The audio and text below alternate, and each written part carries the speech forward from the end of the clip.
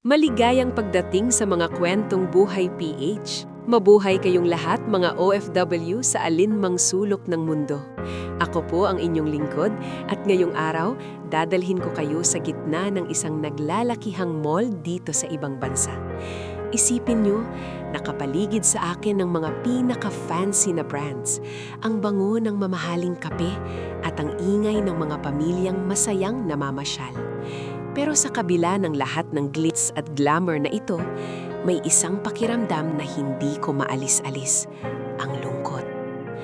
Nakatayo ako dito, hawak ang aking credit card na sa wakas ay di na kailangang mag-alala kung sapat ba ang laman. Pero ang totoo, parang may malaking butas sa puso ko.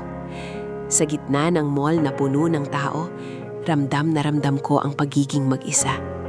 Ito ang kwento ng marami sa atin. Ang kwento ni Elena, isang matapang na Filigina na nakamit ang lahat ng material na bagay pero sa proseso, parang naiwan ang sarili niyang buhay sa Pilipinas. Bakit nga ba tayo nandito? At ano nga ba ang tunay nating isinasakripisyo para sa pangarap? Samahan niyo ako habang binubuksan natin ang kwento ng Sacrificing Personal Life. 10 taon na ang unang lumipas ng unang lumipad si Elena. Dati siyang guro sa probinsya. Mahal na mahal niya ang pagtuturo.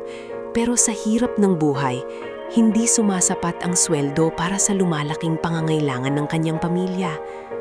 2 taon lang, yan ang pangako niya sa sarili at sa mga anak niya noon. Pero alam nating lahat kung paano tumatakbo ang oras sa abroad. Ang 2 taon ay naging 5. Hanggang sa naging 10 na nga. Sa loob ng 1 dekada, naging pundasyon siya ng pamilya. Nakapagpatayo ng magandang bahay, nakabili ng lupa, at ang mga anak niya ay nasa mga mamamahaling paaralan.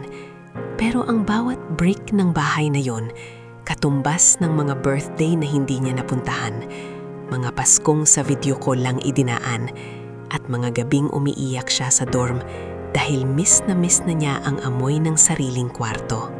Nasanay na siya ang maging provider, ang ATM ng pamilya, hanggang sa nakalimutan na niya na siya rin ay isang ina, asawa at babaeng may sariling pangangailangan. Ang buhay niya ay naging routine na lang ng trabaho, ipadala ang pera, matulog at ulitin-ulit kinabukasan. Isang hapon habang nagpapahinga si Elena sa mall, tumawag ang panganay niyang anak na si Maya.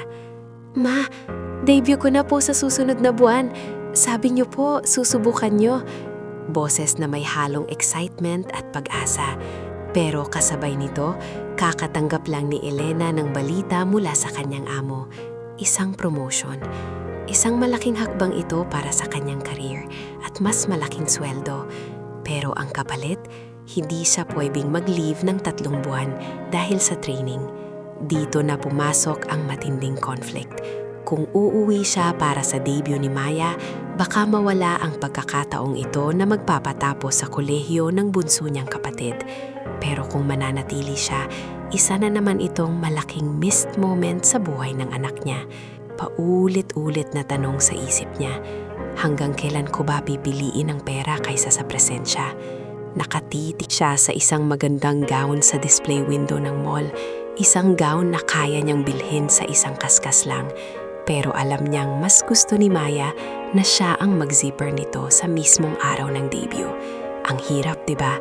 Yung nasa harap mo na ang tagumpay, pero parang ang kapalit ay ang huling hibla ng koneksyon mo sa pamilya mo. Pumasok si Elena sa fitting room. Dala ang gown na tinitingnan niya kanina. Sinukat niya ito, tumingin sa salamin, at bigla na lang bumuhos ang luha niya. Hindi dahil sa ganda ng damit, kundi dahil sa realization na kahit gaano siya kakinang sa labas, basag na basag siya sa loob. Naalala niya ang lahat ng personal life na isinuko niya, ang mga date night na hindi natuloy sa asawa niya, hanggang sa naging malamig na ang pagsasama nila, ang mga simpleng luto ng nanay niya na di na niya matikman, at ang sarili niyang kaligayahan na laging nasa waiting list. Napagtanto ni Elena na ang sakripisyo ng OFW ay hindi lang pisikal na pagod. Ito ay ang unti-unting pagkawala ng iyong pagkatao, sa gitna ng mga obligasyon.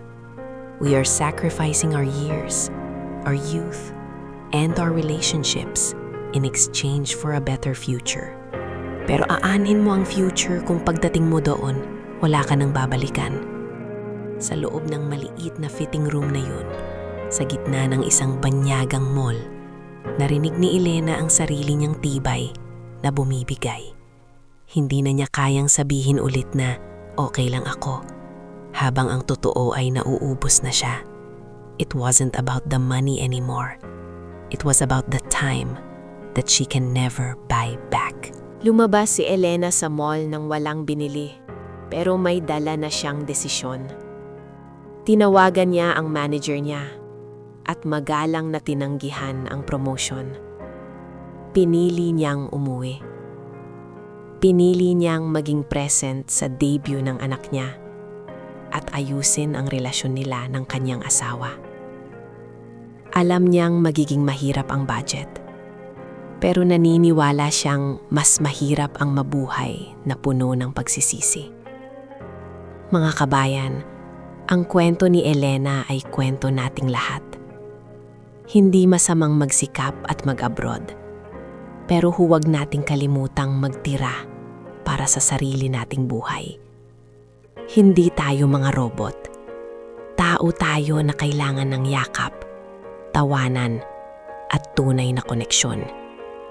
Sa lahat ng mga OFW na nakikinig ngayon, saludo ako sa inyong sakripisyo. Pero sana, huwag niyo ring kalimutang alagaan ng inyong mga puso. Maraming salamat sa pakikinig sa mga kwentong buhay PH. Kung nagustuhan niyo ang kwento ni Elena, huwag kalimutang mag-like, share, at mag-comment ng inyong sariling karanasan. Hanggang sa susunod nating kwento. Mabuhay kayong lahat at laging mag-iingat. God bless us all.